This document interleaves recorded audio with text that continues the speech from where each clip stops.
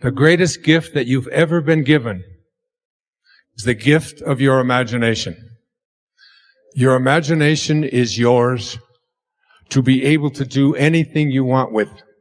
You can place any thought in there with the awareness of I am. There's a very famous poem about that moment of Moses speaking to God. It says, earth's crammed with heaven, and every burning bush afire with God. And those who truly know take off their sandals, while the rest sit round it and pick blackberries. It's your call. It's your call. So your imagination is the greatest gift that you've been given.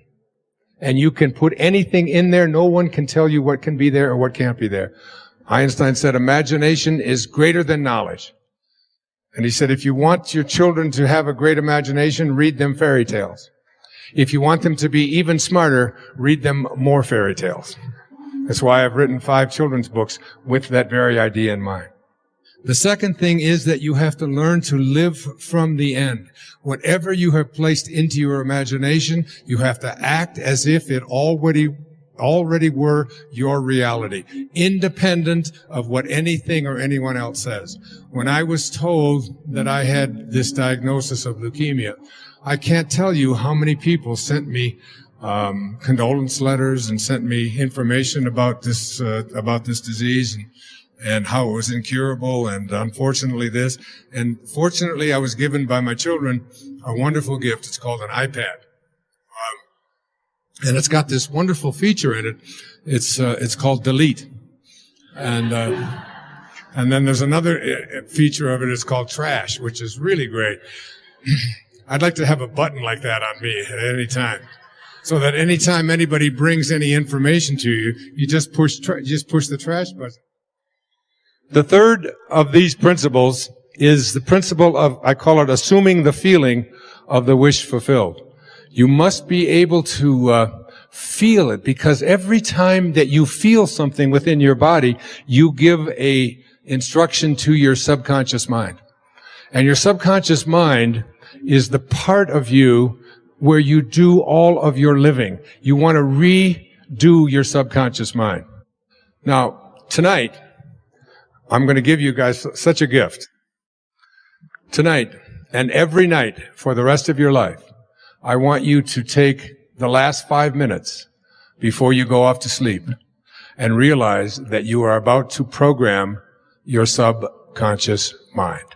And then when you awaken, you will rejoin the universal subconscious mind, the mind of God, from which we all originate. We're all just individualized personal expressions of that one thing that we call the Tao, or God, or divine mind, or soul, or spirit. But the Tao that can be named is not the Tao. So you want to be real careful about how you program your subconscious mind. This is from the book of Job. In a dream, in a vision of the night, when deep sleep falls upon men, while slumbering on their beds, then he opens the ears of men and seals their instruction. Job 33, 15 and 16. When you are slumbering on your bed, he opens your ears and seals your instruction. What you place into your subconscious mind as you are about to go into this deep slumber is all dependent upon what you do the last 3 or 4 or 5 minutes before you go off to sleep. You want to place into your imagination whatever you have placed into the I am that I spoke about earlier. I am well. I am content. I am peaceful. I am happy. I am prosperous. I am abundant. I am health. I am perfect health. I am healing. I am content. I am wealthy. I am positive. I am love. I am God. Even if you don't believe it, over and over again, use these words, I am. The words that God spoke to Moses. My name is I am, and that shall be my name for all future generations. And as you marinate in that, when you awaken, you will begin to attract more of what you have placed into your subconscious mind. That's why Serena said in here, the word blame is just not a word that we use.